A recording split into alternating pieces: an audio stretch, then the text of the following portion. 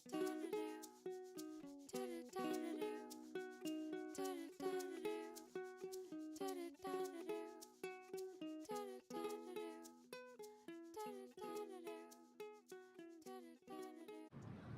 Johnny, my name is Jessica. I'm a student physical therapist from Fresno State. How are you? Fine, how are you? I'm good, thank you.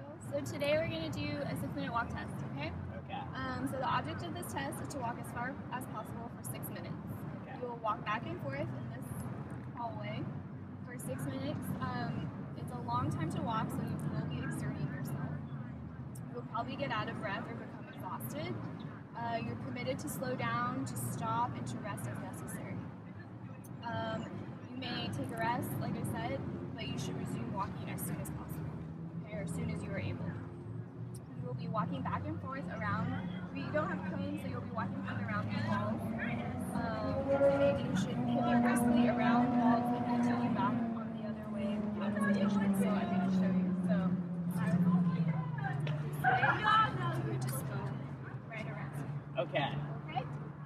During the test, we'll be using the BORG RPE scale, which is the rate of perceived exertion. It's a scale from 6 to 20. You want to look and see. And depending on how you feel throughout the test, I'll be asking you how you feel you fall, okay? Okay.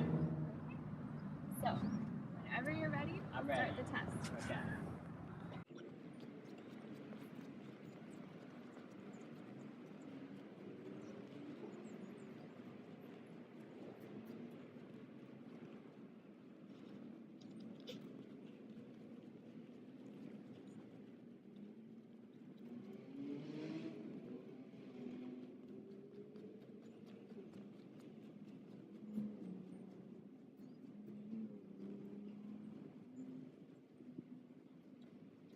Doing well, you have 5 minutes to go.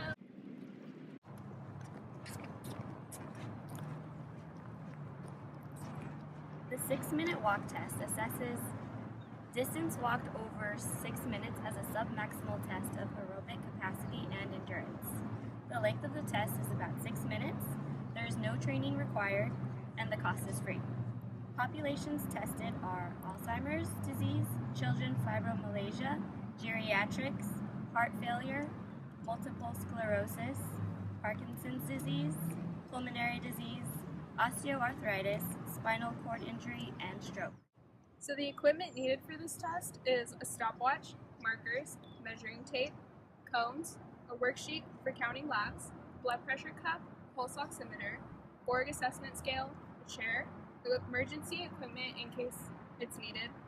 Also, participants should be able to use any walking aids that they would be using prior to the test. They could also use during the test, and they should be dressed in comfortable clothing and shoes. The activity limitations for this test are respiratory and cardiovascular endurance. The outcome measures depend on the age range and diagnosis. For a healthy individual, normal limitations would be 350 yards within 6 minutes or over 350 yards. The area of assessment, so the purpose of this test is to assess their lung function.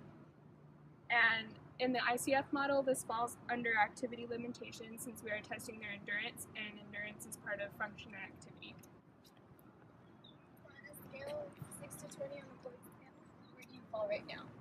12. 12? Okay. Looking at the scale now.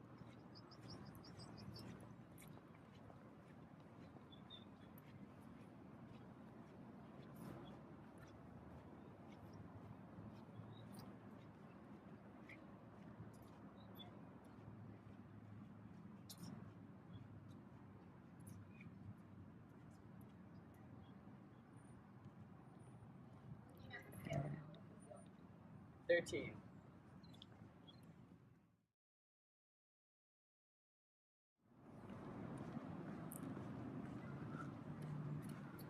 In a moment, I'm going to tell you to stop. When I do, just stop right where you are.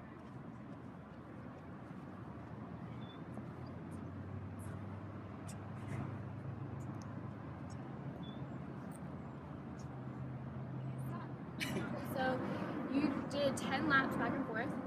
That's 1,000 yards, so you're well within normal range. So you shouldn't have any, as far as I can tell, you shouldn't have any functional limitations or anything like that. Okay. Positive test. Cool.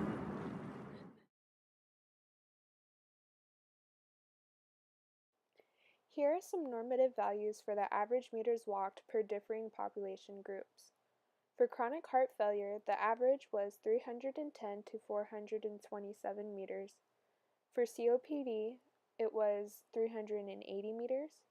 For community-dwelling elderly, ranging from 60 to 89 years old, the values decreased with both males and females as they aged, as you can see by the chart. For children ranging from 3 to 18 years old, the values increased as they age, as shown by the chart. As stated previously, this test may be performed on those with spinal cord injury, have had a stroke, have Parkinson's disease, multiple sclerosis, or have had a traumatic brain injury. Different rehabilitation settings have different recommendations as shown by the chart. Students should learn to administer this test for all disorders mentioned in this video. Students should be exposed to this test and its appropriate use for intervention research studies. Additional research warranted for this is not reported for any comorbidities except multiple sclerosis.